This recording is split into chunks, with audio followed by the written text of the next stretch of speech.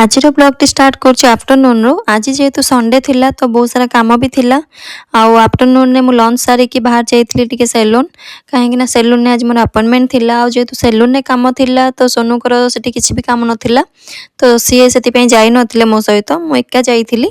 ଆଉ ମୁଁ ସେଲୁନ୍ରେ ଅଲରେଡ଼ି ପହଞ୍ଚିଲା ବେଳକୁ ମୋର 30 ମିନିଟ୍ ଲେଟ୍ ହେଇଯାଇଥିଲା, କାହିଁକିନା ମୋର 3ଟାରେ ଆପଏଣ୍ଟମେଣ୍ଟ ଥିଲା। ତ ସେଥିପାଇଁ କି ମୁଁ ଯାଇନଥିବାରୁ କିଛି କଷ୍ଟମର ବି ଥିଲେ, ସେଥିପାଇଁ ମୋତେ ୱେଟ୍ ବି କରିବାକୁ ପଡ଼ିଥିଲା। ତ ତାପରେ ମୋର ଜେଲ୍ ପଲିସ୍ ହେଇଥିଲା, ଜେଲ୍ ପଲିସ୍ ପରେ ପେଡ଼ିକ୍ୟୁର୍ ମ୍ୟାନିକ୍ୟୁର୍ କରିଥିଲି। ତାପରେ ମୁଁ ଘରେ ଆସି ପହଞ୍ଚିଲା ବେଳକୁ ଅଲରେଡ଼ି 6ଟା ହେଇଯାଇଥିଲା। ତ ଆସିକି ମୁଁ ସନ୍ଧ୍ୟା କରିଥିଲି। ତ ସନ୍ଧ୍ୟା ପରେ ସୋନୁଙ୍କ ପାଇଁ ଚାହା ବନେଇଥିଲି, ଡେଲି ବେସିସ୍ରେ ଯେମିତି ବନା ହୁଏ ଆମର ଚାହା। ଆଉ ଚାହା ସହିତ ଥିଲା ବନମସ୍କା। ଆଉ ଦୁଇ ଜଣ ଯାକ ଚାହା ଆଉ ବନମସ୍କା ଖାଇକି ଟିକେ ଟିଭି ଦେଖୁଥିଲୁ।